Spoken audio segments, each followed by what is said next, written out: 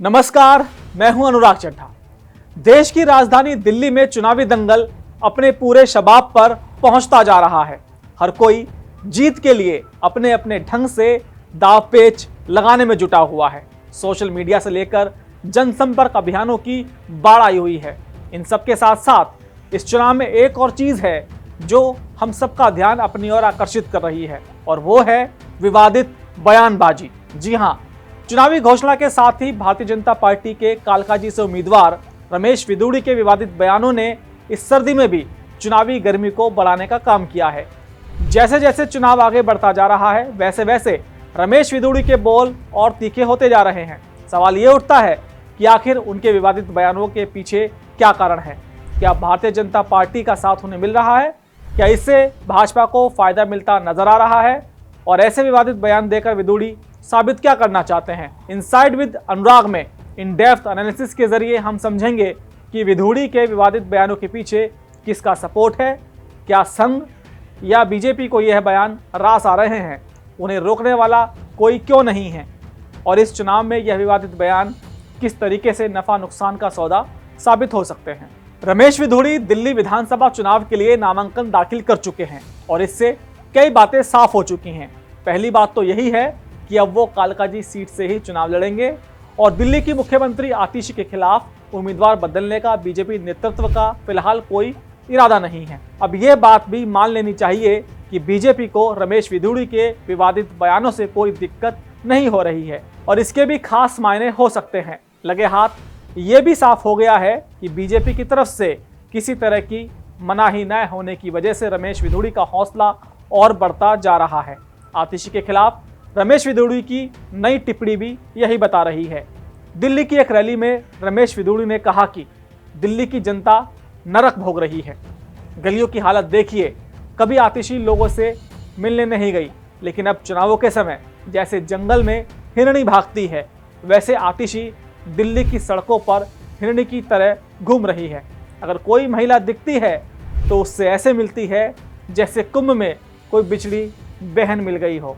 आपको पता है कि कुंभ में गुम होने का सिलसिला लोगों का बहुत जारी रहा है, उसके ऊपर इस तरह की कहावतें बनी हैं। रमेश विदुड़ी के बयान पर आम आदमी पार्टी की तरफ से स्वाभाविक प्रतिक्रिया आई है। सोशल मीडिया के जरिए रिएक्ट करते हुए आम आदमी पार्टी ने लिखा है कि गालीबाज पार्टी के नेता रमेश विदुड़ी ने फिर दिखाई अपनी महिला विरोधी सोच। दिल्ली वाले ऐसे गालीबाज नेता और पार्टी को बिल्कुल माफ नहीं करेंगे। हाल ही में रमेश विदुड़ी ने आतिशी और कांग्रेस महासचिव प्रियंका गांधी वाड्रा पर भी विवादित टिप्पणी की थी।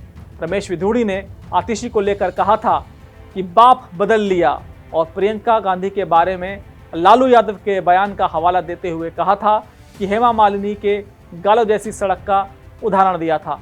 बवाल मचने पर रमेश विदुड़ी ने सोशल मीडिया पर बीजेपी अध्यक्ष जेपी नड्डा, दिल्ली प्रभारी वैजयंत पांडा और दिल्ली बीजेपी अध्यक्ष वीरेंद्र सचदेवा को टैग करते हुए राजनीतिक लहजे में अफसोस भी जताया था। रमेश विदुड़ी किसके बल पर उछल रहे हैं, ये जानना बहुत जरूरी है। दानिश अली के खिलाफ संसद में रमेश विदुड़ी के बयान के बाद राजस्थान विधानसभा चुनाव में टोंक भेज दिया गया था। लोकसभा चुनाव हुए तो टिकट काट दिया गया, लेकिन अब वो फिर से फॉर्म में लौट चुके हैं।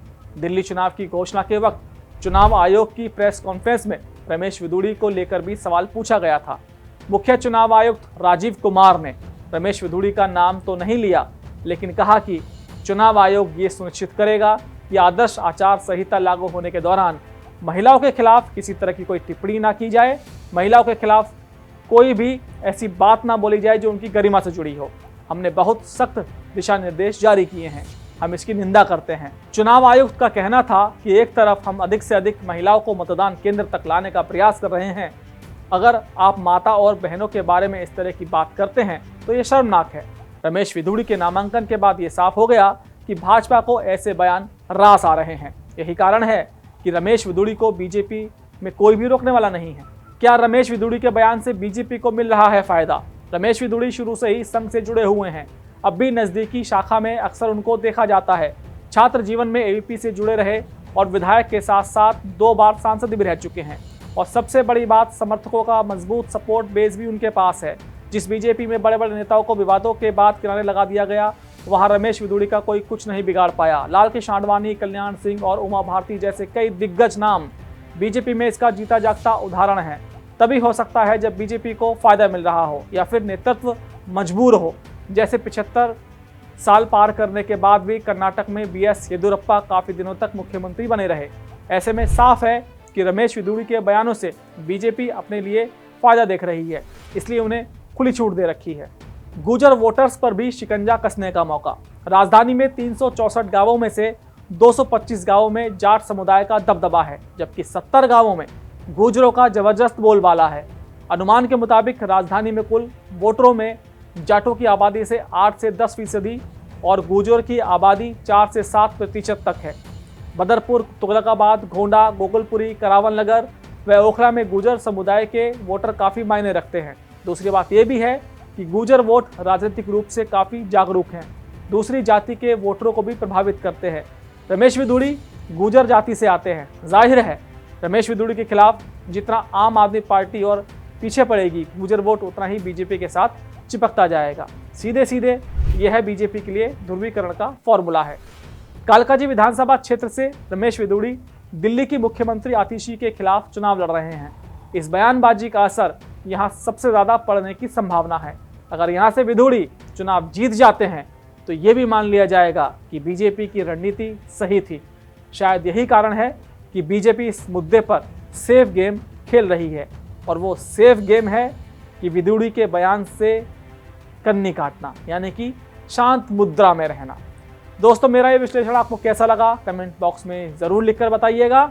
साथ ही साथ मेरे चैनल को सब्सक्राइब करना ना भूलिएगा। तो दोस्तों, फिर आपसे मुलाकात होगी किसी नई अच्छी वीडियो के साथ। फिलहाल के लिए दीजिए मुझे इजाज़त। नमस्कार।